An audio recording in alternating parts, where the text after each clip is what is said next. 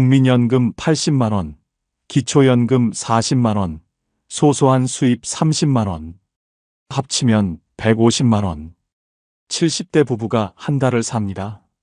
적다고요? 그런데 이게 대한민국 평균에 가깝습니다. 많은 분들이 묻습니다. 이 돈으로 정말 살 수 있습니까? 오늘은 감정 빼고 숫자로만 이야기합니다. 희망을 팔지도 겁을 주지도 않겠습니다. 그냥 현실입니다. 150만 원. 이 숫자가 어디서 오는지부터 볼게요. 서울 외곽에 사시는 박준호 씨, 72세. 아내 김영숙 씨, 70세. 남편분은 젊었을 때 작은 공장에서 일하셨어요. 가입 기간이 길지 않아서 국민연금이 많지 않아요. 아내분은 중간중간 식당 일하시면서 조금 넣으셨어요. 그래서 금액이 더 적어요. 여기에 기초연금이 붙고요. 남편분이 아파트 경비 일을 조금 하세요. 다 합치면요. 딱 150만 원이에요. 이게 이 부부의 한 달 수입 전부예요. 그런데요. 여기서 중요한 게 있어요. 150만 원이라는 숫자만 보면 안 돼요. 이 돈이 어떻게 구성되어 있는지를 봐야 해요. 박준호 씨 부부는 그나마 나은 편이에요. 국민연금이 두 분 다 나오거든요. 근데 어떤 부부는요. 국민연금 받는 사람이 한 명뿐이에요. 한쪽은 평생 가정주부였거든요. 그러면 구조가 달라져요. 국민연금 하나에 기초연금 붙고 나머지는 어디선가 만들어야 해요. 일을 해서 벌든지 자녀한테 받든지 저축을 깨든지 같은 150만 원인데 안정감이 완전히 다른 거예요. 또 다른 분 얘기도 해볼게요. 경기도에 사시는 이정수 씨 부부. 남편 74세, 아내 71세. 이분들도 한 달 수입이 비슷해요. 근데 구성이 달라요. 남편분이 직장 생활을 꽤 오래 하셨어요. 그래서 국민연금이 좀 넉넉한 편이에요. 대신 소득이 있다 보니까 기초연금은 감액이 됐어요. 나머지는 적금 이자로 채우세요. 이분들은 좀 안정적이에요. 왜냐면 일 안 해도 들어오는 돈이 많거든요. 그런데 문제는요. 어디서 오느냐만 중요한 게 아니에요. 어디로 나가느냐도 봐야 해요. 박준호 씨 부부는 자가예요. 월세가 없어요. 이정수 씨 부부도 자가예요. 역시 월세 없어요. 그래서 버틸 수 있는 거예요. 근데요. 월세 사는 부부는 얘기가 달라져요. 매달 월세가 빠지면요. 150만 원이 110만 원이 돼요. 같은 숫자가 아닌 거예요. 정리하면요. 150만 원이라는 숫자. 이건 그냥 겉으로 보이는 금액이에요. 진짜 중요한 건요. 그 안에 뭐가 들어있느냐, 그리고 뭐가 빠져나가느냐. 이 구조를 알아야 살 수 있다, 없다를 판단할 수 있어요. 박준호 씨 부부는 아직까지는 괜찮다고 하세요. 이정수 씨 부부도 큰 문제 없이 지내고 계세요. 근데 두 분 다 이렇게 말씀하시더라고요. 지금은 괜찮은데 갑자기 무슨 일 생기면 어쩌나 싶어요. 그 무슨 일이 뭔지 다음 이야기에서 본격적으로 들어가 볼게요. 이번에는 좀 다른 분 얘기를 해볼게요. 인천에 사시는 최영호 씨, 73세. 아내분이랑 둘이 사세요. 이분도 한 달 수입이 150만 원쯤 돼요. 앞에서 말씀드린 박준호 씨 부부랑 비슷해요. 근데요. 이분은 상황이 완전히 달라요. 월세를 내거든요. 작은 빌라에 사시는데 한 달에 35만 원이 나가요. 그러면 어떻게 되냐면요. 150만 원에서 35만 원이 빠지잖아요. 실제로 쓸 수 있는 돈은 115만 원인 거예요. 두 사람이 한 달을 살아야 해요. 최영호 씨가 이런 말씀을 하시더라고요. 월세 내고 나면 진짜 빠듯해요. 그래도 어떡해요? 갈 데가 없는데.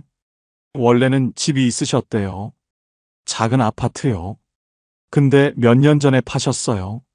아들이 사업한다고 해서 도와줬거든요. 그때는 나중에 갚는다고 했대요. 근데 사업이 안 됐어요. 지금은 그 돈 받을 수가 없어요. 아들도 형편이 어려우니까요. 그래서 지금 월세로 사시는 거예요. 최영호 씨 부부는요. 매달 이렇게 사세요.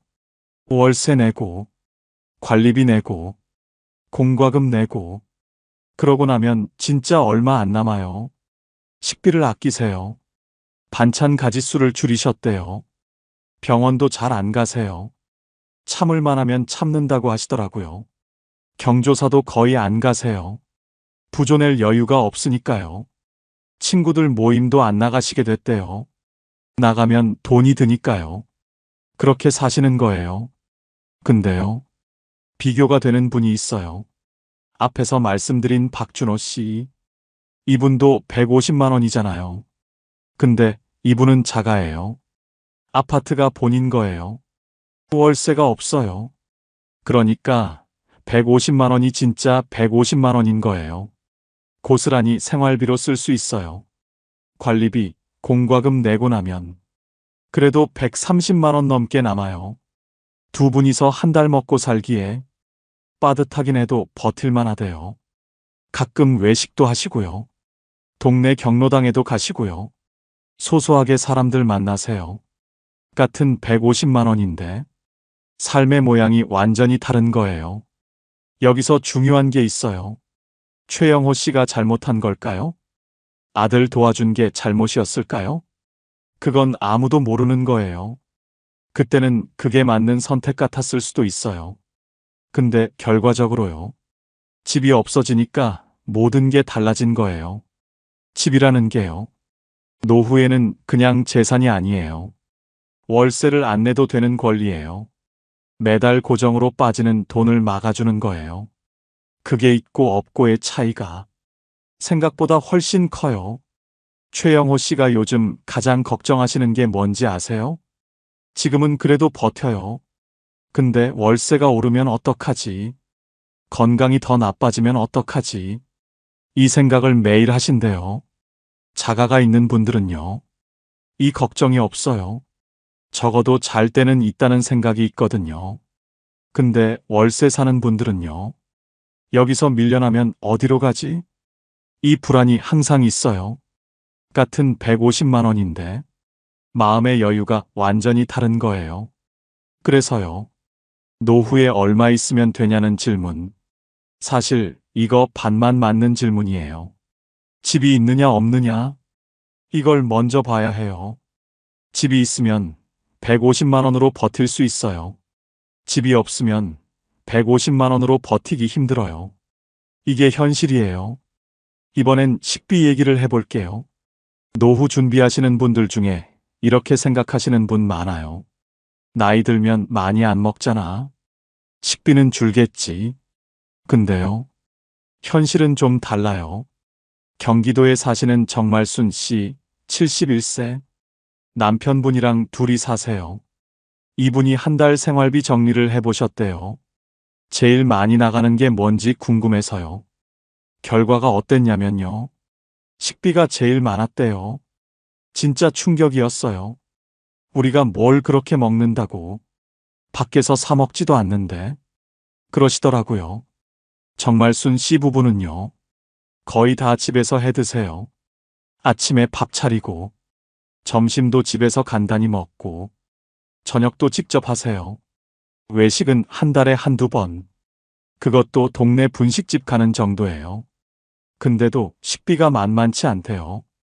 왜 그런지 하나씩 보셨대요. 쌀 사야죠. 반찬거리 사야죠. 간장, 된장, 기름 같은 것도 사야죠. 과일도 드셔야죠. 나이 드니까 과일이 더 중요하대요. 우유도 드시고, 영양제도 사시고, 하나하나는 작아 보여요. 근데 다 합치면 꽤 돼요. 정말순 씨가 이런 말씀을 하시더라고요. 젊었을 때는 아무거나 먹어도 됐어요. 라면 끓여 먹어도 되고, 대충 때워도 됐어요. 근데 지금은 그렇게 못 먹어요. 속이 안 받아요. 몸이 힘들어해요. 그러시더라고요. 나이 들수록 오히려 신경 써서 드셔야 해요. 부드러운 거, 소화 잘 되는 거, 영양 있는 거. 그러다 보면 싼 걸로만 못 사게 돼요. 여기서 중요한 게 있어요. 식비를 너무 아끼면요. 다른 데서 돈이 나가요. 어디서 나가냐면요. 병원에서 나가요. 정말순 씨 이웃에 사시는 분이 있대요. 혼자 사시는 할머니. 그분이 식비를 엄청 아끼셨대요. 반찬도 대충 드시고, 고기나 생선은 거의 안 드시고, 돈 아껴야지 하면서요. 근데 어느 날 쓰러지셨대요. 영양 부족이었대요. 병원에 입원하셨어요. 검사하고 치료받고. 그 비용이 얼마였게요? 몇 달 아낀 식비보다 훨씬 많이 나갔대요. 정말순 씨가 그걸 보시고 생각이 바뀌셨대요. 식비는 아끼는 게 아니구나. 이건 건강비구나. 그러시더라고요. 그렇다고 마음대로 쓸 수도 없어요. 한정된 돈이니까요. 정말순 씨 부부는 나름대로 방법을 찾으셨대요. 마트 할인 시간에 가세요. 저녁 7시 넘으면 반찬이나 고기가 할인하거든요. 제철 과일 위주로 사세요. 제철 아닌 건 비싸니까요. 많이 사서 나눠 얼리세요. 고기 같은 거 세일할 때 사서 소분해 놓으신대요. 동네장도 이용하세요. 마트보다 쌀 때가 있대요. 그렇게 해서 조금이라도 줄이시는 거예요. 근데요. 그래도 한계가 있어요. 두 사람이 한 달 먹는데 아무리 아껴도 40만 원 밑으로는 힘들대요. 조금 여유 있게 드시려면 50만 원은 필요하대요. 150만 원에서 50만 원이 식비로 나가면요. 100만 원 남는 거예요. 여기서 다른 것들 다 해결해야 해요. 정말순 씨가 마지막에 이런 말씀을 하셨어요. 식비 줄여야지 맨날 생각해요. 근데 막상 줄이면 몸이 힘들어요. 그래서 요즘은 생각을 바꿨어요. 식비는 그냥 고정이다. 이건 안 건드린다. 다른 데서 아껴야지. 여기서 아끼면 안 되겠더라고요. 이게 정말순 씨가 몇 년 살면서 얻은 결론이래요. 노후의 식비. 생각보다 안 줄어요. 오히려 더 신경 써야 해요. 이것도 현실이에요. 앞에서 식비 얘기했잖아요. 매달 나가는 돈이요. 근데요. 진짜 무서운 건 따로 있어요. 병원비예요. 이건 매달 나가는 게 아니에요. 어느 날 갑자기 터져요. 부산에 사시는 김순자 씨, 74세. 남편분이랑 둘이 사세요. 이분 부부도 한 달에 150만 원 정도로 사셨어요. 빠듯하긴 했지만 그럭저럭 버텼대요. 근데 작년에 일이 생겼어요. 남편분이 쓰러지셨거든요. 뇌경색이었어요. 김순자 씨가 그날을 아직도 생생하게 기억하신대요. 아침에 일어나는데 말을 이상하게 하시더라고요. 얼굴도 좀 이상하고. 그래서 바로 119 불렀어요. 다행히 빨리 병원에 갔대요. 골든타임 안에 치료를 받으셨대요. 근데요. 문제는 그 다음이었어요. 입원을 하셨어요. 2주 정도요. 퇴원하고 나서도 재활을 해야 했어요. 팔다리가 좀 불편해지셨거든요. 재활병원에 한 달 계셨어요. 그러고 나서도 통원 치료를 하셨어요. 몇 달 동안이요. 그동안 돈이 얼마나 나갔는지 아세요? 김순자 씨가 나중에 계산해 보셨대요. 본인 부담금만요. 몇백만 원이 나갔대요. 진짜 하늘이 무너지는 줄 알았어요. 김순자 씨가 그러시더라고요. 우리 돈이 그렇게 없는 줄 몰랐어요. 비상금이라고 조금 모아뒀는데 그게 순식간에 없어졌어요. 보험이 있긴 했대요. 근데 다 되는 게 아니더래요. 입원비는 일부 나왔대요. 근데 재활병원은 안 되는 게 많았대요. MRI 찍고 검사하고 이런 거 하나하나가 다 돈이래요. 간병비도 있었어요. 김순자 씨 혼자서 간병을 다 못 하시니까요. 간병인 쓴 날도 있었대요. 그것도 다 본인 돈이에요. 남편분은 지금 많이 좋아지셨대요. 일상생활은 하실 수 있대요. 근데 완전히 예전 같지는 않으시대요. 약을 계속 드셔야 해요. 정기적으로 검사도 받으셔야 해요. 그래서 지금도 매달 병원비가 나가요. 예전에는 병원비가 거의 없었는데 지금은 고정 지출이 됐어요. 150만 원에서 병원비 빼면 생활비가 더 쪼그라든 거예요.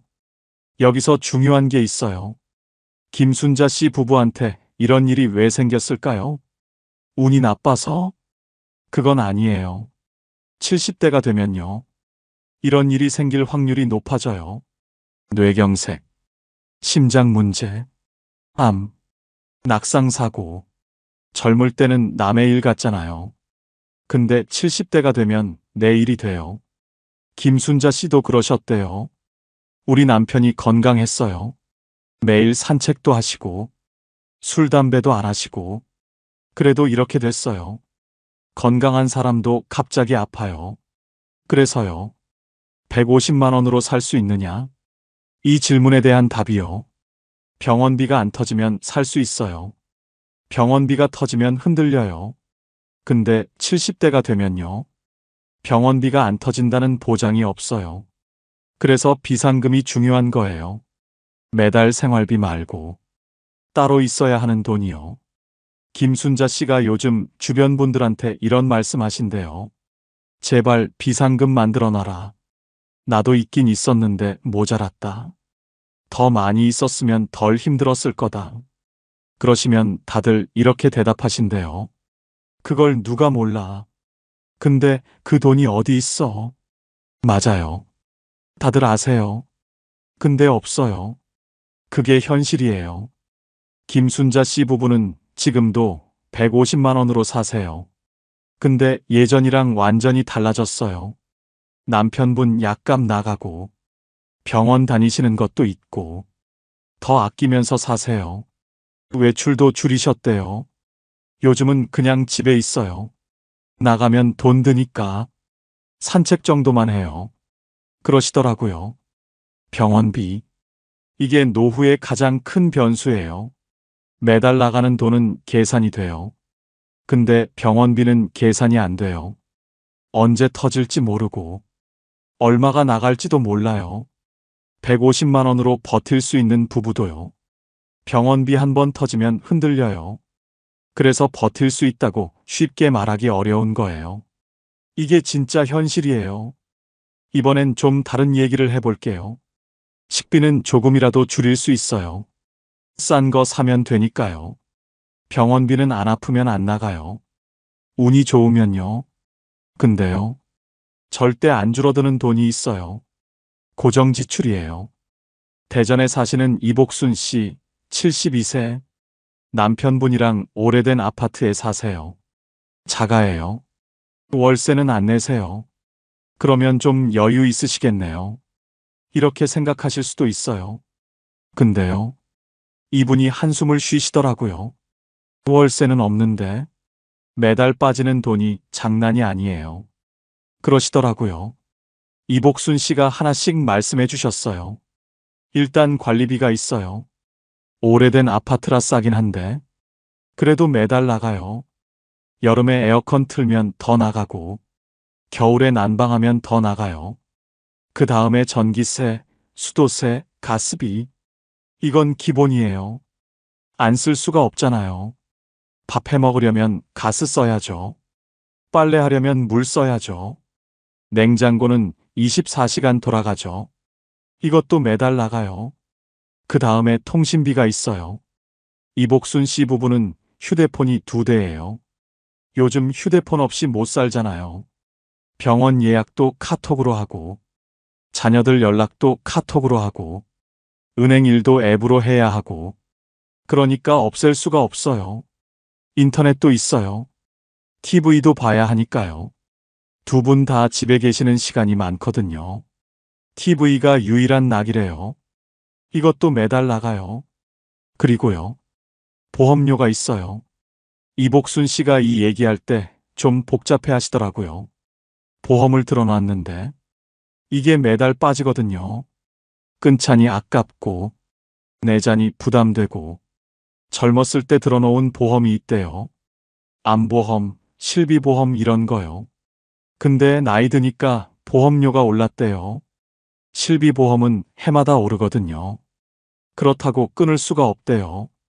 이 나이에 새로 들 수도 없고, 아프면 보험이 있어야 그나마 덜 부담되니까요. 그래서 이 돈도 어쩔 수 없이 매달 나가요. 이복순 씨가 이런 말씀을 하셨어요. 젊었을 때는 이런 거 신경 안 썼어요. 월급에서 빠지니까 모르고 살았어요. 근데 지금은 150만 원 들어오면 이것저것 빠지고 나면 진짜 얼마 안 남아요. 크게 쓴 것도 없는데 돈이 없어요. 그러시더라고요. 이게 고정 지출의 무서운 점이에요. 하나하나는 작아 보여요. 관리비 얼마, 전기세 얼마, 휴대폰비 얼마. 근데 다 합치면요. 꽤 큰 돈이 돼요. 그리고 이건 절대 안 줄어요. 줄이려고 해도 한계가 있어요. 에어컨 안 틀면 여름에 쓰러져요. 난방 안 하면 겨울에 병나요. 휴대폰 없애면 세상이랑 단절돼요. 그러니까 어쩔 수 없이 내야 하는 돈이에요. 이복순 씨 부부는요. 나름대로 줄이려고 노력하셨대요. 휴대폰 요금제 제일 싼 걸로 바꾸셨대요. 인터넷이랑 TV 묶어서 할인받으셨대요. 전기도 아끼려고 안 쓰는 방 불은 꺼놓으시고, 대기 전력 아끼려고 플러그도 뽑아 놓으신대요. 근데요. 그렇게 해도 크게 안 줄어요. 몇천 원 아끼자고 너무 불편하게 살더라고요. 그래서 그냥 포기했어요. 이 정도는 그냥 나간다고 생각해요. 그러시더라고요. 여기서 중요한 게 있어요. 150만 원이 들어오면요. 이 고정 지출이 먼저 빠져요. 그러고 나서 남는 돈으로 살아야 해요. 식비 쓰고, 병원비 쓰고, 경조사비 쓰고. 근데 고정 지출이 많으면요. 남는 돈이 적어지잖아요.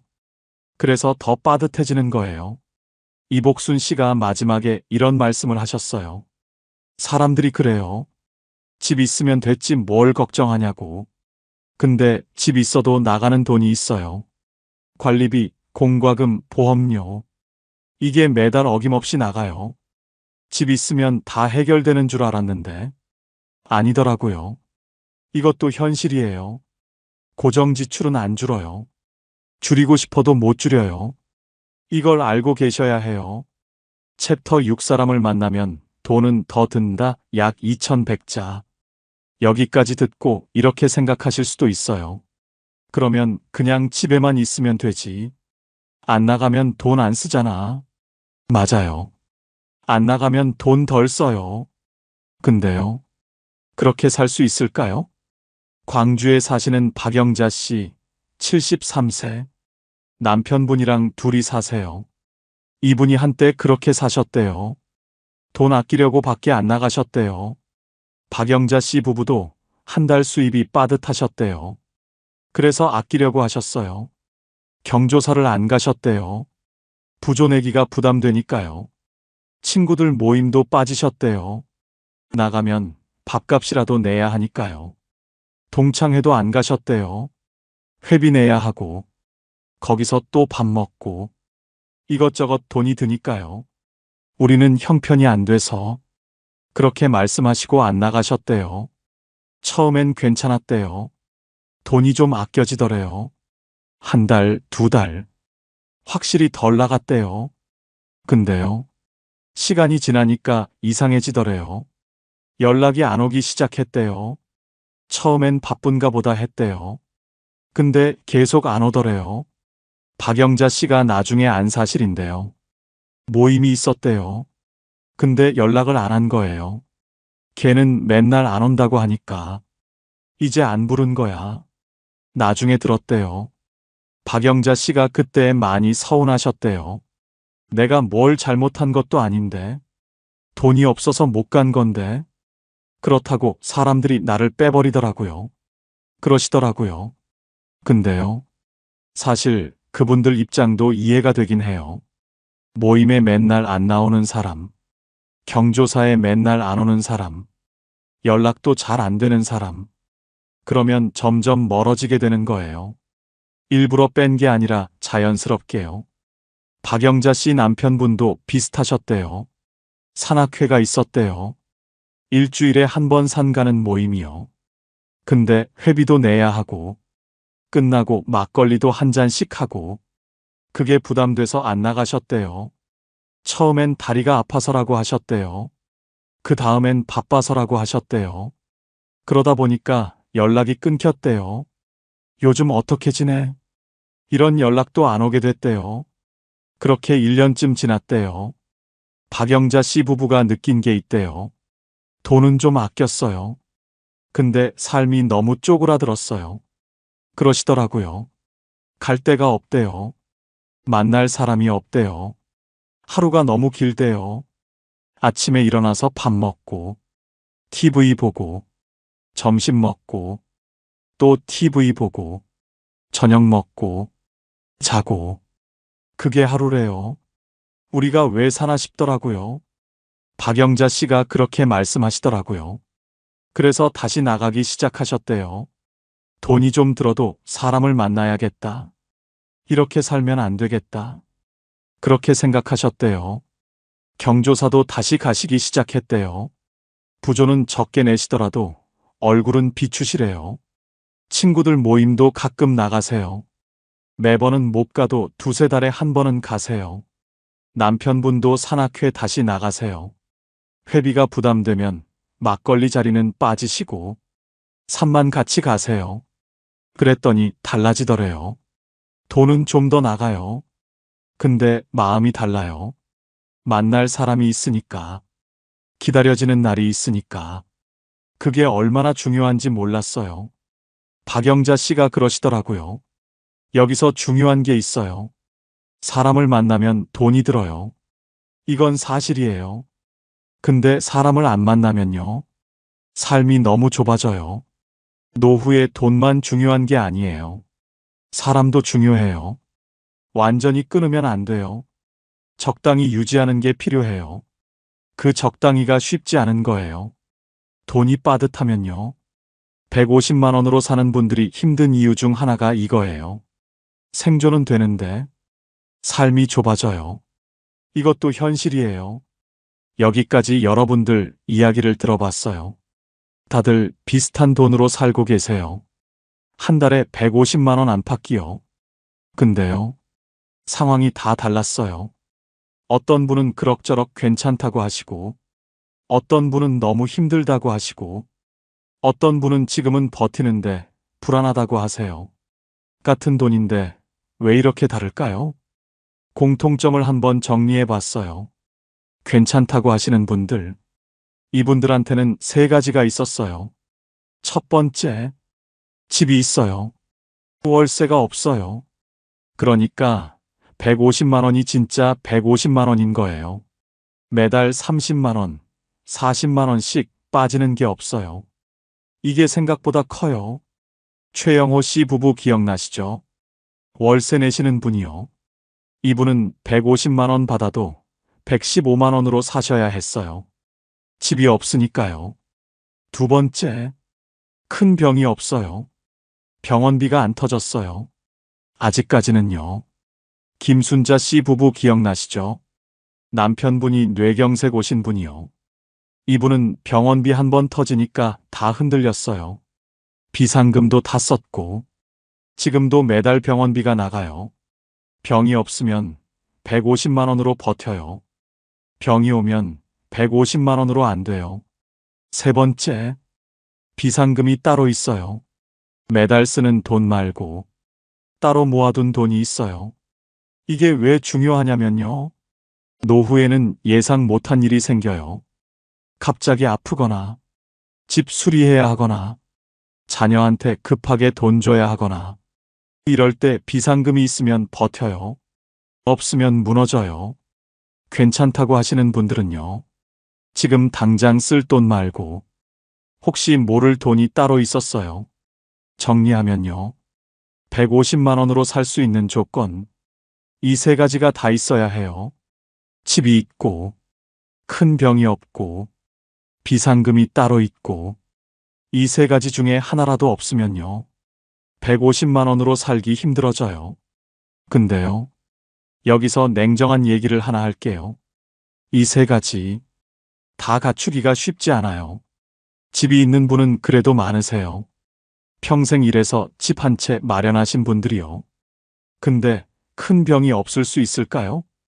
70대가 되면 어디 하나씩 아프기 시작해요. 지금 괜찮아도 언제 어떻게 될지 몰라요. 비상금은요? 은퇴하고 나면 돈이 안 들어오잖아요. 모아둔 거 쓰면서 사는 건데 비상금까지 넉넉히 있는 분이 얼마나 될까요? 그래서 150만 원으로 살 수 있다고 쉽게 말하기 어려운 거예요. 오늘 만나본 분들 중에요. 세 가지 다 갖춘 분이 계셨어요. 박준호 씨 부부요.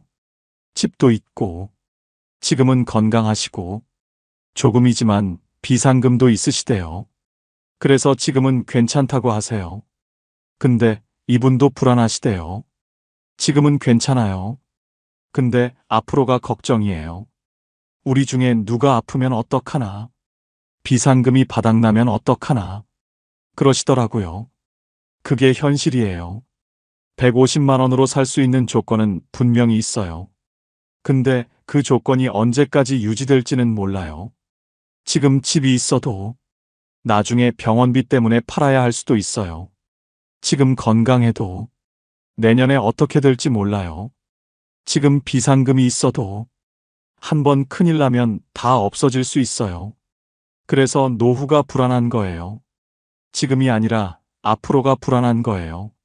그러면 어떻게 해야 할까요? 방법이 없는 걸까요? 여기까지 듣고 이런 생각 드실 수 있어요. 그래서 어쩌라는 거야? 70대 되면 다 힘들다는 거잖아. 맞아요. 현실이 쉽지 않아요. 근데요, 방법이 아예 없는 건 아니에요. 중요한 건요, 지금 뭘 하느냐예요. 70대가 돼서 수입을 늘리긴 어려워요. 갑자기 연금이 많아지진 않거든요. 일을 더 하기도 쉽지 않고요. 근데요, 구조를 바꾸는 건 가능해요. 앞에서 말씀드렸잖아요. 같은 150만 원인데 결과가 다르다고요. 그 차이가 뭐였냐면요. 구조였어요. 집이 있느냐? 병원비에 대비가 돼 있느냐? 비상금이 있느냐? 이걸 지금부터 준비하는 거예요. 첫 번째, 집을 지키세요. 자가가 있으신 분들, 웬만하면 파시면 안 돼요. 자녀한테 도와달라고 해도, 사업 미천 대달라고 해도, 신중하셔야 해요. 앞에서 최영호 씨 얘기했잖아요.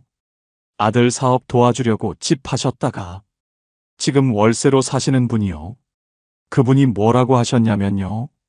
그때는 아들이 잘 되면 나도 좋을 줄 알았어요. 근데 지금 생각하면 집을 지켰어야 했어요. 그러시더라고요. 노후의 집은요. 그냥 재산이 아니에요.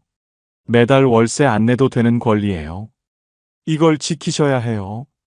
두 번째, 비상금을 따로 만들어 두세요. 매달 쓰는 돈 말고요. 손 안 대는 돈이 있어야 해요. 얼마가 적당하냐고요? 정답은 없어요. 상황마다 다르니까요. 근데 기준을 하나 드리면요. 최소 6개월치 생활비. 이 정도는 있어야 해요.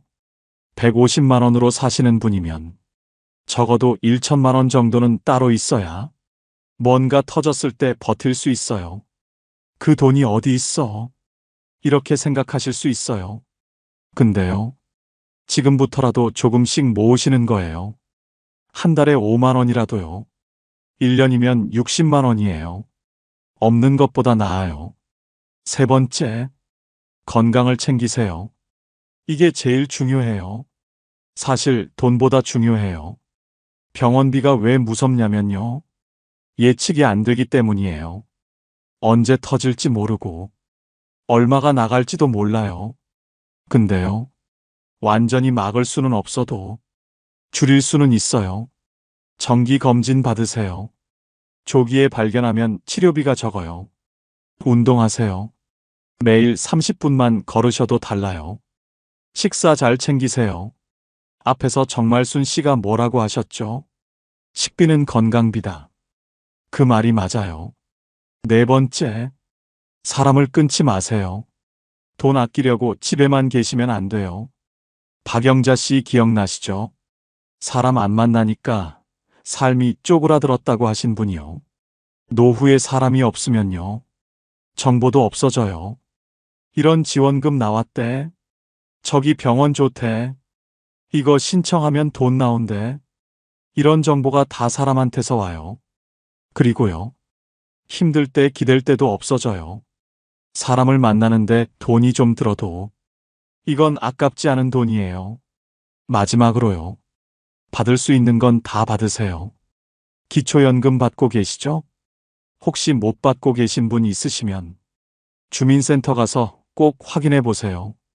그 외에도 지원금이 많아요. 난방비 지원, 통신비 감면, 의료비 지원, 이런 거 모르고 안 받으시는 분들 많거든요. 나는 해당 안 되겠지. 이렇게 생각하지 마시고 일단 물어보세요. 주민센터 가시면 다 알려줘요. 지역마다 다르니까 직접 확인하시는 게 좋아요. 정리하면요. 70대가 돼서 돈을 갑자기 늘리긴 어려워요. 근데 구조를 바꾸는 건 가능해요. 집을 지키고, 비상금을 만들고, 건강을 챙기고, 사람을 끊지 않고, 받을 수 있는 건 다 받고, 이렇게 하면요. 같은 150만 원이라도 버틸 수 있는 힘이 달라져요. 지금 준비하는 사람과 안 하는 사람, 5년 뒤, 10년 뒤가 완전히 달라요. 그게 현실이에요. 오늘 이야기를 정리해 볼게요. 70대 부부, 월 150만 원. 살 수 있느냐, 없느냐? 이 질문에 대한 답은요. 그때그때 다르다예요. 집이 있으면 버텨요. 없으면 힘들어요. 건강하면 버텨요. 아프면 흔들려요.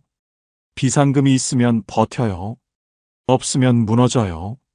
같은 150만 원인데 상황에 따라 결과가 완전히 달라요. 오늘 만나본 분들 다들 열심히 사셨어요. 젊을 때 일하고 가족 챙기고 나름대로 준비도 하셨어요. 근데 노후가 되니까 생각보다 빠듯하더래요. 예상 못한 일도 생기고 계획대로 안 되는 것도 많고 그래도요. 다들 버티고 계세요. 하루하루 살아가고 계세요. 이것만 기억하세요. 노후는 매달이 아니에요. 한 번의 변수에서 결정돼요. 갑자기 아플 때, 갑자기 목돈이 필요할 때, 그때 버틸 수 있느냐 없느냐, 그게 노후의 질을 결정해요. 그래서 지금 준비하셔야 해요. 지금이 제일 빠르거든요. 오늘 이야기가 도움이 되셨다면요. 주변에 비슷한 고민하시는 분께 공유해 주세요. 혼자 걱정하시는 분들 많거든요. 나만 이런가 하시는 분들이요. 아니에요. 다들 비슷해요. 그래서 같이 알고 같이 준비하면 좋겠어요. 다음에도 현실적인 이야기로 찾아올게요. 끝까지 들어주셔서 감사합니다.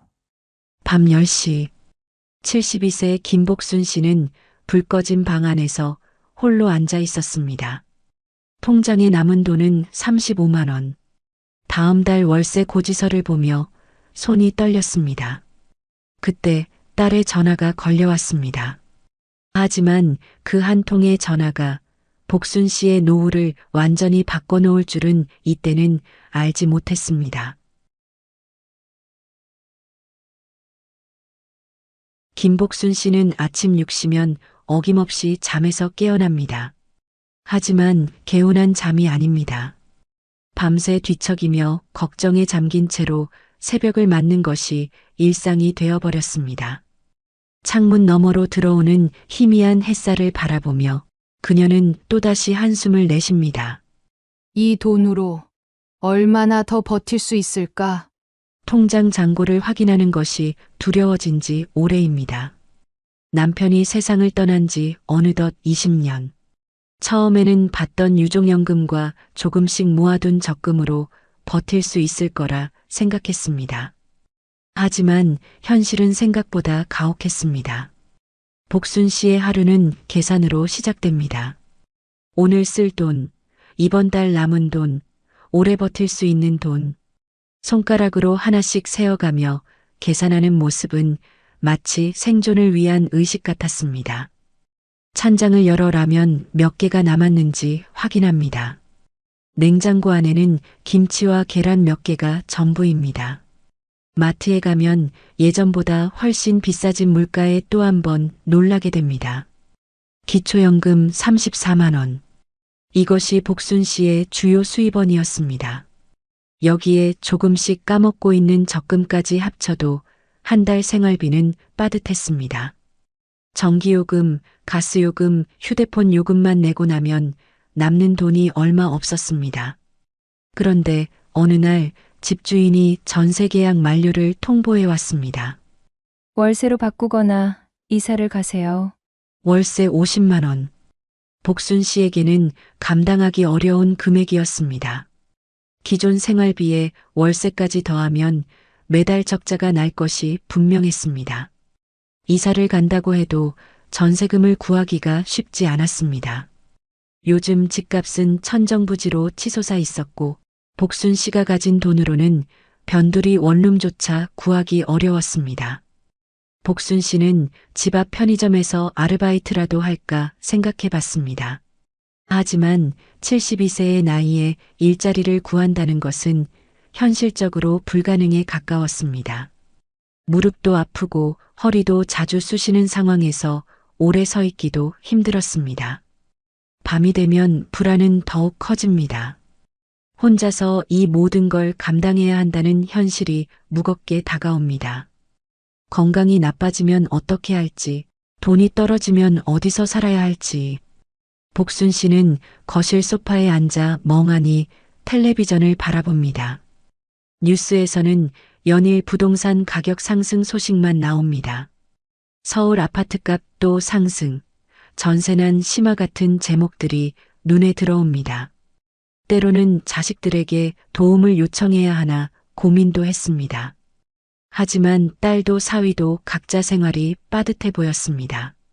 손자의 학원비, 대출 이자만으로도 버거워하는 모습을 보니 차마 부담을 줄 수 없었습니다. 복순 씨는 침대에 누워서도 잠이 오지 않습니다. 천장을 바라보며 이런저런 걱정이 머릿속을 맴돕니다. 내년에는 어떻게 될까? 5년 후에는 또 어떻게 될까? 끝나지 않는 걱정의 연속이었습니다. 복순 씨는 오늘도 잠 못 이루는 밤을 보내고 있었습니다. 새벽 3시가 넘어서야 겨우 얕은 잠에 빠져들었지만 몇 시간 후면 또다시 불안한 하루가 시작될 것입니다.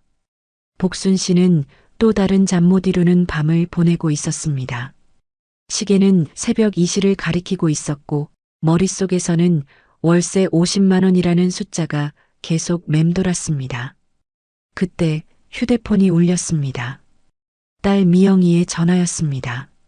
엄마, 아직 안 주무세요? 복순 씨는 딸에게 집주인의 통보 이야기를 털어놓았습니다. 월세로 바뀌면 감당하기 어렵다는 걱정도 함께요. 미영이는 잠시 생각에 잠겼다가 말했습니다.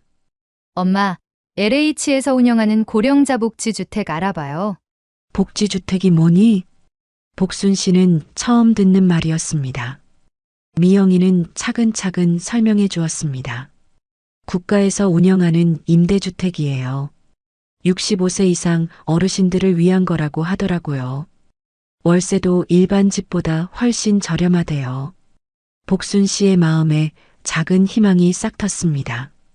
하지만 동시에 의심도 들었습니다.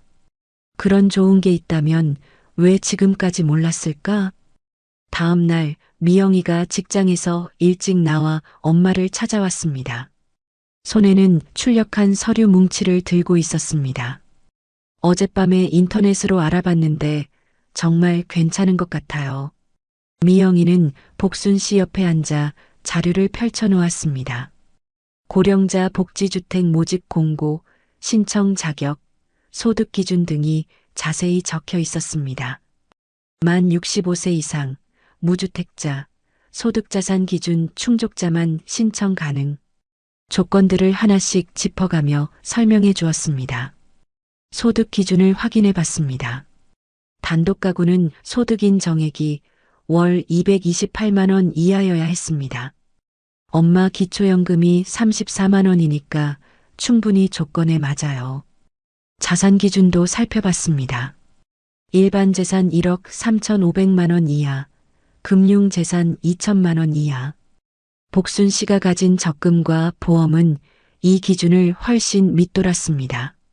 나도 조건에 맞을 것 같은데? 복순 씨의 마음이 조금씩 설레기 시작했습니다. 하지만 미영이는 현실적인 이야기도 덧붙였습니다. 다만 인기 지역은 경쟁률이 높다고 나와 있어요.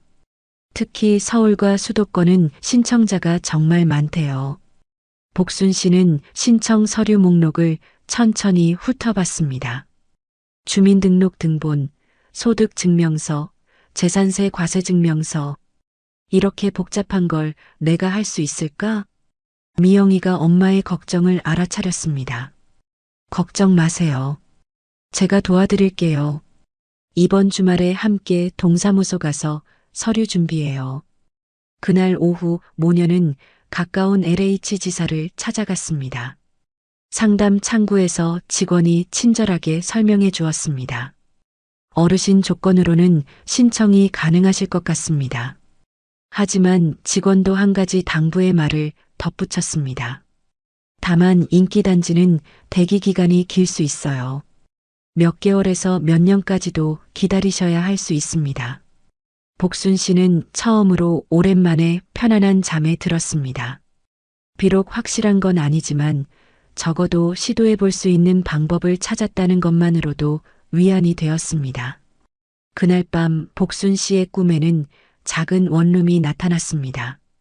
깨끗하고 따뜻한 월세 걱정 없는 집이었습니다. 꿈속에서도 복순 씨는 미소를 짓고 있었습니다. 새벽에 잠깐 깨어났을 때도 기분이 좋았습니다. 오랜만에 희망이라는 단어를 떠올릴 수 있었습니다. 혹시 모르잖아. 운이 좋으면 될 수도 있어. 복순 씨는 다시 잠에 들면서 생각했습니다. 내일부터는 본격적으로 준비해 보자고. 더 이상 포기하지 말자고. 주말이 되자 미영이는 약속대로 엄마를 찾아왔습니다. 손에는 체크리스트와 가방을 들고 있었습니다. 오늘 하루면 서류 준비 다 끝낼 수 있을 거예요. 첫 번째 목적지는 동사무소였습니다. 복순 씨는 오랜만에 나들이 하는 기분이었습니다. 평소보다 조금 더 단정하게 옷을 입고 나왔습니다. 동사무소 민원실은 생각보다 복잡했습니다. 번호표를 뽑고 기다리는 사람들이 많았습니다. 복순 씨는 딸의 팔짱을 끼고 의자에 앉아 기다렸습니다. 드디어 차례가 되어 창구로 갔습니다. 직원은 복순 씨의 상황을 듣고 필요한 서류들을 안내해 주었습니다. 주민등록 등본, 가족관계 증명서, 소득 금액 증명서까지 하나씩 발급받으면서 복순 씨는 신기했습니다. 이런 종이 한 장 한 장이 자신의 인생을 증명하는 거구나. 미영이는 엄마 옆에서 꼼꼼히 서류들을 확인했습니다. 두 번째로 향한 곳은 세무서였습니다. 재산세 과세증명서를 발급받기 위해서였습니다. 복순 씨는 자신이 이렇게 많은 곳을 다녀본 게 언제인지 기억이 나지 않았습니다. 세무서에서도 줄을 서서 기다렸습니다. 복순 씨는 주변을 둘러보며 다른 사람들을 관찰했습니다. 나와 비슷한 처지의 사람들이 많구나. 서류 발급이 끝나고 모녀는 다시 LH 지사로 향했습니다. 이번에는 본격적인 상담을 받기 위해서였습니다. 지난번과는 다른 직원이 상담을 맡았습니다. 직원은 복순 씨가 준비해온 서류들을 하나씩 검토했습니다. 소득 기준, 자산 기준 모두 문제없이 통과했습니다. 신청 자격에는 충분히 해당되시네요. 복순 씨의 얼굴에 희망의 빛이 돌았습니다. 그런데 직원의 다음 말에 조금 당황했습니다. 다만 대기 기간이 상당히 길 수 있습니다. 몇 년을 기다려야 할 수도 있어요. 몇 년이라니. 복순 씨는 잠시 말문이 막혔습니다. 그 사이에 전세 계약은 끝나고 월세 50만 원을 감당해야 하는 건가? 직원은 복순 씨의 표정을 보고 자세히 설명해 주었습니다. 서울 강남이나 강서쪽 인기단지는 정말 경쟁이 치열해요. 하지만 조금 외곽 지역이나 경기도 쪽은 상대적으로 빨라요.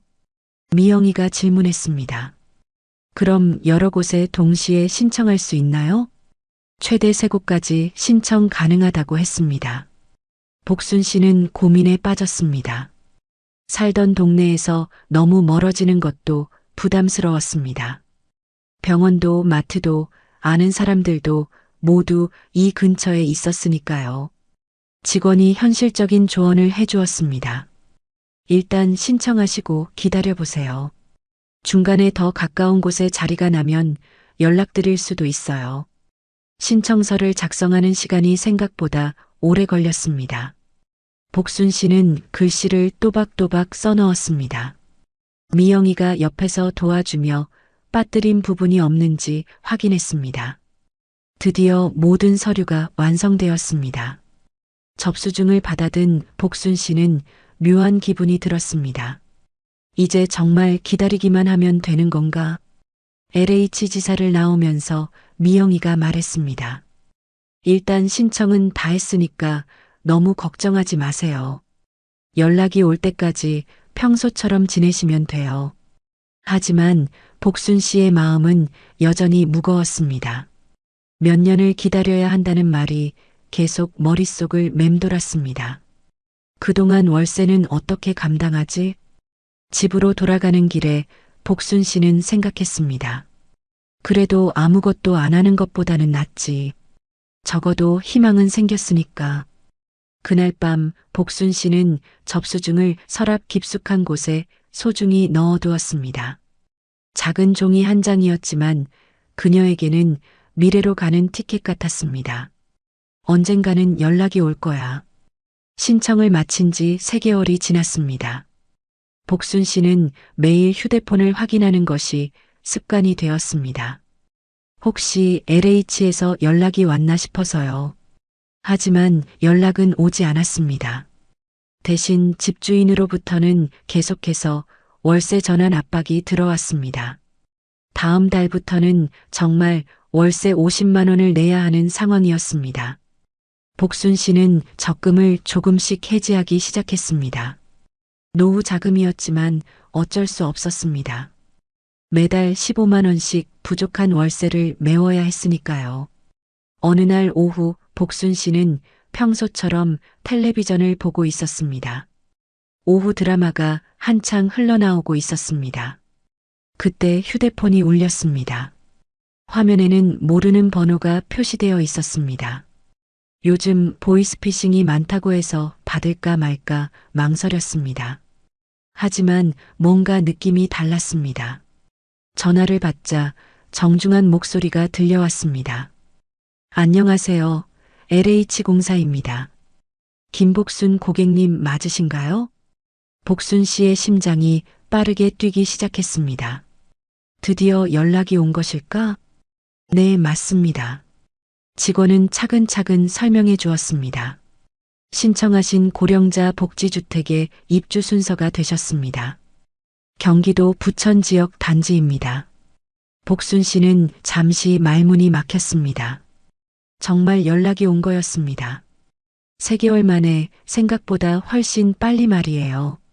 직원이 구체적인 조건을 설명해 주었습니다. 보증금 200만 원, 월세 10만 원입니다. 18제곱미터 원룸형이고요. 월세가 10만 원이라고 하셨나요? 네, 맞습니다. 기존에 내시던 월세보다 훨씬 저렴하실 거예요. 복순 씨는 계산을 해봤습니다. 지금 내는 월세가 50만 원인데 10만 원이라니 무려 40만 원이나 절약되는 금액이었습니다. 보증금 200만 원도 부담스럽지 않았습니다. 전세금을 돌려받으면 충분히 감당할 수 있는 금액이었습니다. 오히려 전세금보다 훨씬 적었습니다. 직원은 계속 설명했습니다. 입주 가능 날짜는 다음 달 15일입니다. 그 전에 계약서 작성과 보증금 납부를 완료하셔야 해요. 복순 씨는 지금 상황에서 그런 게 중요하지 않았습니다. 월세 부담에서 벗어날 수 있다는 것만으로도 감사했습니다.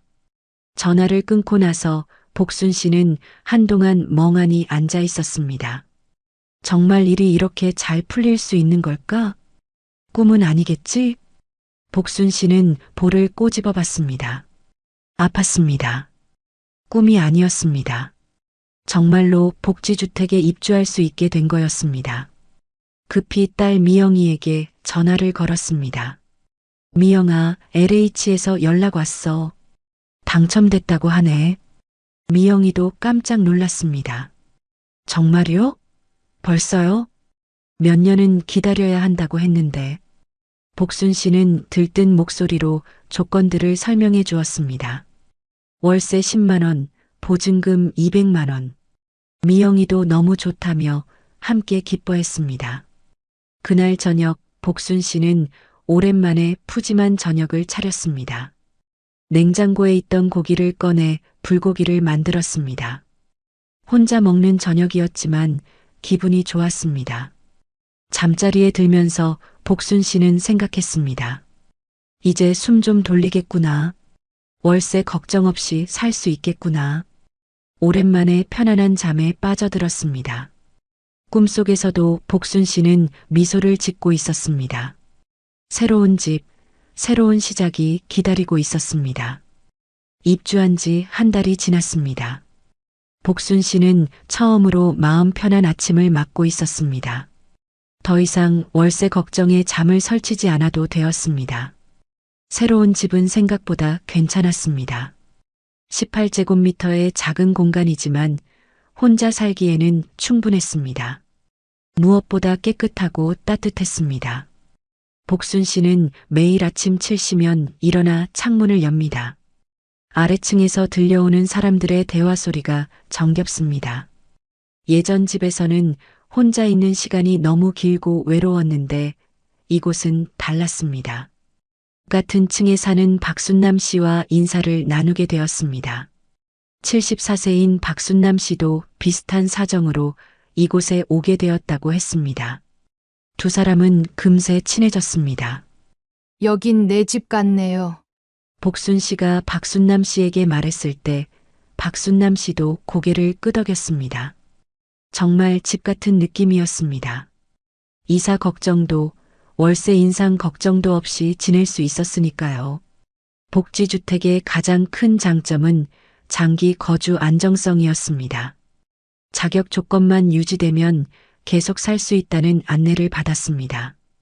복순 씨에게는 이보다 더 안심되는 말이 없었습니다. 아침마다 1층 경로당에서 들려오는 웃음소리가 좋았습니다. 라디오 체조 시간에는 복순 씨도 참여했습니다. 오랜만에 또래 사람들과 함께 운동하니 몸도 마음도 가뿐했습니다. 점심시간이 되면 경로당에서 식사를 할 수 있었습니다. 한 끼에 3,000원. 집에서 혼자 먹는 것보다 훨씬 푸짐하고 맛있었습니다. 복순 씨는 이웃들과 자연스럽게 대화를 나누게 되었습니다. 서로의 안부를 묻고 소소한 일상을 공유했습니다. 예전에는 하루 종일 아무와도 말을 하지 않는 날이 많았는데 이곳에서는 그런 날이 없었습니다. 오후에는 커뮤니티실에서 진행되는 프로그램에 참여했습니다. 종이접기, 노래교실, 건강체조 등 다양한 활동이 있었습니다. 복순 씨는 특히 노래교실을 좋아했습니다. 저녁이 되면 복순 씨는 작은 베란다에 앉아 밖을 내다봤습니다. 아래 정원에서 산책하는 이웃들의 모습이 보였습니다. 평화로운 풍경이었습니다. 밤에도 안심이 되었습니다. 각 방에 설치된 비상벨이 있어 응급 상황에 대비할 수 있었습니다. 관리사무소에는 24시간 관리인이 상주했습니다. 복순 씨는 이제 잠자리에 들 때도 편안했습니다. 내일 걱정, 다음 달 걱정이 많이 줄어들었습니다. 월세 10만 원은 기초연금으로도 충분히 감당할 수 있는 금액이었습니다. 가끔 딸 미영이가 안부 전화를 걸어올 때도 목소리가 밝아졌습니다. 엄마가 안정된 곳에서 지내니 미영이도 마음이 놓인다고 했습니다. 가족들의 걱정도 덜어줄 수 있어서 좋았습니다. 주말이면 복순 씨는 건물 앞 작은 텃밭에서 시간을 보냈습니다. 상추와 고추를 기르기 시작했습니다. 오랜만에 뭔가를 키우는 기쁨을 느꼈습니다. 복순 씨는 매일 감사했습니다. 이런 곳이 있다는 것 자체가 고마웠습니다. 월세 걱정 없이 외롭지 않게 지낼 수 있다는 것이 얼마나 큰 축복인지 깨달았습니다. 그날도 복순 씨는 편안한 마음으로 잠자리에 들었습니다. 내일도 평온한 하루가 기다리고 있을 것입니다. 이제는 정말 집 같은 이곳에서 말이었습니다. 입주한 지 2달째, 복순 씨는 복지주택의 진짜 장점을 깨닫기 시작했습니다. 단순히 저렴한 집이 아니라 생활 전반을 도와주는 시스템이 갖춰져 있었습니다. 이런 것들이 있다는 걸 미리 알았다면 더 일찍 신청했을 텐데 하는 생각이 들었습니다. 매주 화요일은 건강검진의 날이었습니다. 지자체와 연계된 보건소 직원들이 복지주택을 방문했습니다. 혈압 측정, 혈당 검사, 기본적인 건강 상담을 무료로 받을 수 있었습니다. 복순 씨는 처음에는 별로 기대하지 않았습니다. 그냥 형식적인 검사일 거라고 생각했거든요. 하지만 생각보다 꼼꼼하고 친절했습니다. 간호사 선생님이 복순 씨의 혈압을 재면서 말했습니다. 조금 높은 편이네요. 짠 음식을 줄이시고 가벼운 운동을 하세요. 평소 어떤 증상이 있으신지도 자세히 물어봤습니다. 검진 덕분에 마음이 놓여요. 복순 씨는 간호사에게 솔직하게 말했습니다. 예전에는 병원 가는 것도 부담스러웠는데 이렇게 집에서 받으니까 편하다고요. 간호사도 미소를 지으며 정기적으로 체크해드릴게요라고 했습니다. 건강검진 외에도 다양한 서비스가 있었습니다. 매주 목요일에는 물리치료사가 와서 간단한 치료를 해주었습니다. 복순 씨의 무릎과 어깨 통증도 많이 나아졌습니다. 1층 건강관리실에는 혈압계와 체중계가 상시 비치되어 있었습니다. 복순 씨는 매일 아침 산책 후에 혈압을 쟀습니다. 수치를 기록해두면 다음 검진 때 도움이 된다고 했습니다. 약물 관리 서비스도 유용했습니다. 복순 씨는 고혈압 약과 관절염 약을 복용하고 있었는데 가끔 깜빡하는 경우가 있었습니다. 사회복지사가 복용법을 설명해주고 알람도 설정해줬습니다. 영양 상담도 받을 수 있었습니다. 영양사가 월 1회 방문해서 식단에 대한 조언을 해주었습니다. 혼자 사는 어르신들이 자주 놓치는 영양소들을 알려줬습니다. 복순 씨는 평소 라면과 김치로 대충 때우는 경우가 많았습니다. 영양사는 간단하게 만들 수 있는 건강 요리법을 가르쳐 줬습니다. 계란찜, 두부조림, 나물 무침 같은 것들이었습니다. 정신건강 관리 프로그램도 있었습니다. 월 2회 상담사가 와서 우울감이나 스트레스 관리에 대해 이야기했습니다. 복순 씨는 처음에는 어색했지만 점차 마음을 열게 되었습니다. 혼자 살면서 느끼는 외로움이나 불안감을 털어놓을 수 있었습니다. 상담사는 복순 씨의 이야기를 진지하게 들어주었습니다. 그리고 같은 처지의 이웃들과 더 많이 교류하라고 조언했습니다. 응급상황 대응 시스템도 잘 갖춰져 있었습니다. 각 호실에 설치된 비상벨은 관리실과 직접 연결되어 있었습니다. 밤중에라도 응급상황이 생기면 즉시 도움을 받을 수 있었습니다. 실제로 옆집 할머니가 새벽에 어지러움을 호소한 적이 있었습니다. 비상벨을 누르자 5분 만에 관리인과 간호사가 달려왔습니다. 다행히 큰 문제는 아니었지만 신속한 대응에 모두 안심했습니다. 복지주택에는 또한 취미활동 지원 서비스도 있었습니다. 서예, 그림, 원예 등 다양한 프로그램이 운영되었습니다. 복순 씨는 원예교실에 참여해서 작은 화분을 키우기 시작했습니다. 이런 서비스들은 모두 무료이거나 매우 저렴했습니다. 지자체 예산과 복지재단의 지원으로 운영되었습니다. 복순 씨는 이런 혜택을 받을 수 있다는 게 믿기지 않았습니다. 저녁 시간에 복순 씨는 이웃 박순남 씨와 이야기를 나눴습니다. 여기 와서 정말 건강해진 것 같다고 했습니다. 몸도 마음도 예전보다 훨씬 좋아졌다고 말이었습니다. 복순 씨도 같은 생각이었습니다. 단순히 집만 제공하는 게 아니라 삶의 질 자체를 높여주는 곳이었습니다. 이런 곳에서 살 수 있다는 것 자체가 큰 복이라고 생각했습니다.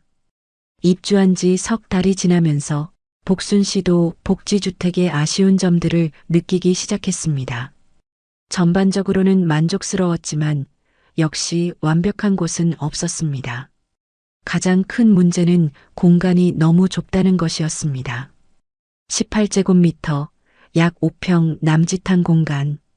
혼자 살기에는 나쁘지 않았지만 가족이나 지인이 방문할 때는 여러 가지 불편함이 있었습니다. 특히 아들 부부가 지방에서 올라왔을 때 그 문제가 드러났습니다. 어느 주말 부산에 사는 아들 민수와 며느리가 복순 씨를 찾아왔습니다. 오랜만에 보는 아들이 반가웠지만 동시에 걱정이 되었습니다. 이 좁은 공간에서 어떻게 하루를 보낼지 막막했거든요. 거실과 침실이 구분되지 않는 원룸 구조. 침대 하나, 작은 식탁 하나, 옷장 하나로 공간이 거의 다 찼습니다. 3명이 앉아서 대화할 공간도 넉넉하지 않았습니다. 저녁을 먹을 때 문제는 더욱 심각해졌습니다. 작은 식탁에 3명이 앉으니 팔꿈치가 부딪혔습니다. 며느리는 불편해하는 기색을 숨기려 했지만 복순 씨는 눈치챘습니다. 자꾸만 몸을 움츠리고 있는 모습이 마음 아팠습니다. 밤이 되어 잠자리를 정하는 것이 가장 큰 고민이었습니다. 침대는 하나뿐이고 바닥에 이불을 깔 공간도 제대로 없었습니다. 복순 씨는 괜찮다고 했지만 아들의 반응은 달랐습니다. 어머니, 여기서 하룻밤 자고 가려고 했는데 아무래도 셋이 같이 있기에는 공간이 좀 부족한 것 같아요. 저희는 근처에서 숙소 구해서 잘게요. 복순 씨는 괜찮다고 말하려 했지만 아들이 먼저 말을 이었습니다. 괜찮다고 하셔도 정말 좁다고, 며느리도 불편할 것 같다고, 엄마가 편히 쉬셔야 하는데 자신들까지 있으면 더 불편하실 거라고. 복순 씨의 마음이 아팠습니다. 아들 말이 틀린 것도 아니었으니까요. 화장실 사용도 마찬가지였습니다. 샤워 부스가 워낙 작아서 며느리가 불편해했습니다. 세면대 앞 공간도 좁아서 3명이 번갈아 씻는 것도 일이었습니다. 물건을 보관할 공간도 부족했습니다. 복순 씨의 옷과 생활용품으로도 수납 공간이 부족한 상황. 아들 부부가 가져온 여행 가방을 둘 곳이 마땅치 않았습니다. 요리를 할 때도 제약이 많았습니다. 주방이 너무 작아서 여러 음식을 동시에 준비하기 어려웠습니다. 아들 부부를 위해 특별한 음식을 해주고 싶었지만 공간과 시설의 한계가 있었습니다. 결국 아들 부부는 근처 모텔에서 하룻밤을 보냈습니다. 복순 씨는 미안한 마음에 계속 사과했지만 아들은 괜찮다고 위로했습니다. 그래도 마음 한편으로는 서운함이 남았습니다. 이웃들도 비슷한 고민이 있었습니다. 박순남 씨는 명절이 다가올수록 마음이 무거워진다고 했습니다. 예전에는 원룸이어도 가족들이 자거나 마음껏 쉴 수 있었는데 이제는 복지주택 규정상 여러 명이 동시에 머물 수 없는 상황이었습니다. 어쩔 수 없이 딸네 집으로 가야 하는데 그것도 눈치가 보여서 잠깐만 있다 와야 한다고 했습니다. 명절 내내 비좁더라도 가족들과 함께 보내던 따뜻한 시간들이 이제는 불가능해졌다는 현실이 서글펐습니다. 또 다른 이웃인 김할아버지는 취미 생활에 제약이 있다고 했습니다. 예전에는 모형 만들기가 취미였는데 작업할 공간이 없어서 포기했다고 했습니다. 책을 읽는 것도 제대로 된 책상이 없어서 불편하다고 했습니다. 환기나 채광도 아쉬운 부분이었습니다. 창문은 있지만 크지 않아서 자연광이 충분하지 않았습니다. 특히 흐린 날에는 하루 종일 어두침침한 느낌이었습니다. 손님을 초대하기도 어려웠습니다. 복순 씨는 예전에 이웃들을 집으로 불러 차를 대접하는 것을 좋아했습니다. 하지만 여기서는 2명만 앉아도 비좁아서 그런 여유가 없었습니다. 그래도 복순 씨는 이해하려고 노력했습니다. 저렴한 임대료를 생각하면 이 정도 공간도 감사한 일이었습니다. 완벽할 수는 없다는 걸 인정해야 했습니다. 아들 부부가 돌아간 후 복순 씨는 혼자 앉아 생각했습니다. 가족과 함께하는 시간이 줄어들 수밖에 없겠구나. 그래도 경제적 안정을 얻은 것만으로도 큰 수확이라고 스스로를 위로했습니다. 앞으로는 가족들과 만날 때 밖에서 만나는 것도 고려해봐야겠다고 생각했습니다. 근처 카페나 공원에서 시간을 보내는 것도 나쁘지 않을 것 같았습니다. 좁은 공간의 한계는 인정하되 다른 방법을 찾아보기로 했습니다. 복순 씨가 복지주택에 적응해가고 있을 무렵 이웃들과의 대화에서 놀라운 사실을 알게 되었습니다. 자신이 3개월 만에 입주한 것이 얼마나 운이 좋았는지 깨달았습니다. 복도에서 마주친 이웃 이순자 씨와 인사를 나누게 되었습니다. 80세가 넘어 보이는 이순자 씨는 지팡이를 짚고 천천히 걸었습니다. 복순 씨보다 먼저 입주한 선배 격이었습니다. 이순자 씨는 복순 씨의 이야기를 듣고 깜짝 놀랐습니다. 3개월 만에 입주했다고? 정말 운이 좋으셨네요 라고 말했습니다. 저는 3년을 기다려서 들어왔어요. 복순 씨는 귀를 의심했습니다. 3년이라니. 그 긴 시간 동안 어떻게 기다렸을까요? 이순자 씨는 자신의 이야기를 들려주었습니다. 2021년에 처음 신청했는데 연락이 오지 않아서 포기하려고 했다고 했습니다. 중간에 몇 번 LH에 문의해봤지만 아직 순서가 되지 않았다는 답변만 돌아왔습니다. 그 사이에 전세금은 계속 올랐고 월세 부담은 더욱 커졌습니다. 2024년에 드디어 연락이 왔다고 했습니다. 그때까지 거의 포기하고 있었는데 말이었습니다. 복순 씨는 3년이라는 시간이 믿기지 않았습니다. 그동안 이순자 씨는 어떻게 버텼을까요? 월세와 생활비 부담으로 얼마나 힘들었을까요? 1층 경로당에서 만난 다른 이웃들의 이야기도 비슷했습니다. 김철수 할아버지는 2년을 기다렸다고 했습니다. 박영희 할머니는 4년을 기다렸다고 했습니다. 복순 씨가 신청할 때 부천을 선택한 것이 현명한 판단이었던 것 같았습니다. 서울이나 인기 지역을 신청했다면 훨씬 더 기다려야 했을 것입니다. 경로당에서 만난 관리사무소 직원도 현실적인 이야기를 해주었습니다. 서울 강남이나 강서 쪽은 정말 경쟁이 치열하다고 했습니다. 수십 대 1의 경쟁률을 넘기기도 한다고 했습니다. 반면 지방 소도시나 외곽 지역은 상대적으로 빨랐습니다. 하지만 그런 곳은 교통이 불편하거나 의료시설이 부족한 경우가 많았습니다. 결국 접근성과 대기시간 사이에서 선택해야 하는 것이었습니다. 복순 씨는 자신이 얼마나 운이 좋았는지 새삼 깨달았습니다. 부천이라는 지역도 나쁘지 않았고 3개월이라는 짧은 대기시간도 기적 같은 일이었습니다. 하지만 여전히 많은 어르신들이 기다리고 있다는 현실이 안타까웠습니다. 복순 씨처럼 월세 부담으로 고생하는 분들이 얼마나 많을까요?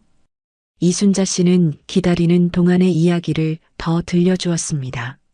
중간에 다른 지역으로 이사를 고려하기도 했다고 했습니다. 하지만 아는 사람도 없고 병원도 멀어서 포기했다고 했습니다. 그 3년 동안 이순자 씨의 건강도 많이 나빠졌습니다.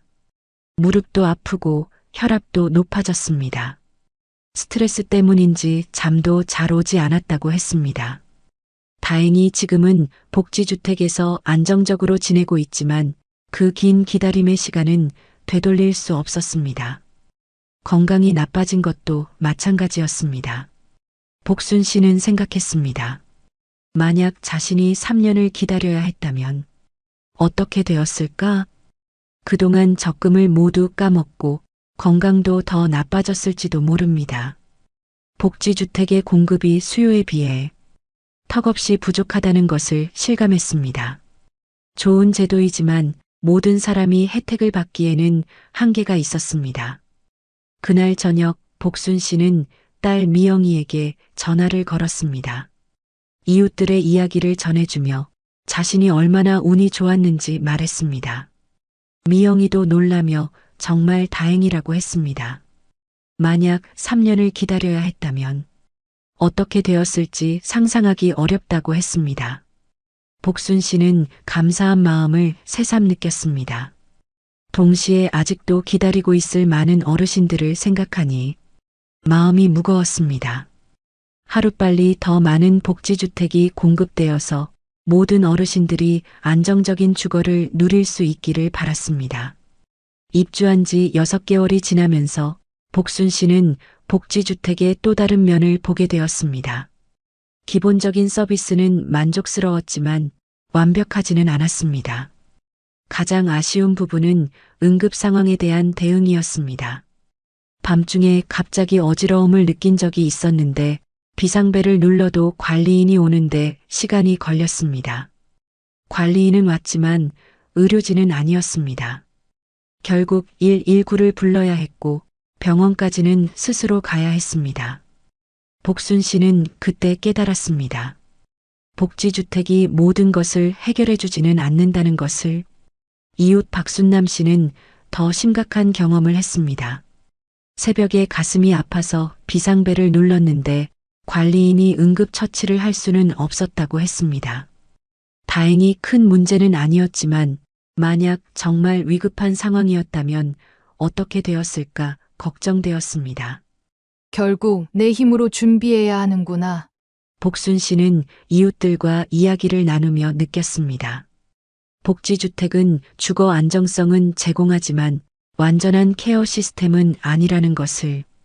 건강관리 서비스도 한계가 있었습니다. 주 1회 혈압 측정과 월 1회 영양 상담은 좋았지만 실제 아플 때 도움을 받기는 어려웠습니다.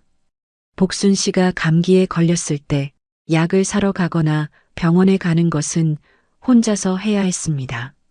몸이 아픈데 지하철을 타고 병원까지 가는 것이 힘들었습니다. 돌봄 인력도 부족했습니다. 사회복지사는 한 명뿐이었고 50가구가 넘는 어르신들을 모두 돌보기에는 한계가 있었습니다. 개인적인 상담이 필요할 때도 예약을 잡고 며칠을 기다려야 했습니다. 급한 문제가 생겨도 즉시 도움받기 어려웠습니다. 또한 추가 서비스에는 비용이 발생했습니다. 청소 서비스를 원하면 별도로 돈을 내야 했고 식사 배달도 마찬가지였습니다. 복순 씨는 무릎이 아픈 날 청소를 부탁해 보려 했지만 한 번에 3만 원이라는 비용 때문에 포기했습니다. 기초연금 34만 원으로는 부담스러운 금액이었습니다. 세탁도 마찬가지였습니다. 무거운 이불이나 두꺼운 옷은 혼자서 빨기 어려웠지만 도움을 받으려면 추가 비용을 내야 했습니다. 정신적 지원도 아쉬운 부분이 있었습니다. 상담사가 월 2회 방문하긴 했지만 우울하거나 외로운 날에는 도움받을 곳이 마땅치 않았습니다. 특히 밤 시간대나 주말에는 더욱 그랬습니다. 관리인은 있지만 전문적인 상담은 받을 수 없었습니다. 복순 씨는 어느 날 밤 혼자 울고 있을 때 누군가와 이야기하고 싶었지만 마땅한 곳이 없었습니다. 딸에게 전화하기에는 너무 늦은 시간이었습니다. 의료진 상주도 기대했던 것과 달랐습니다. 간호사는 주 2회만 방문했고 의사는 월 1회 정도만 와서 간단한 검진을 했습니다.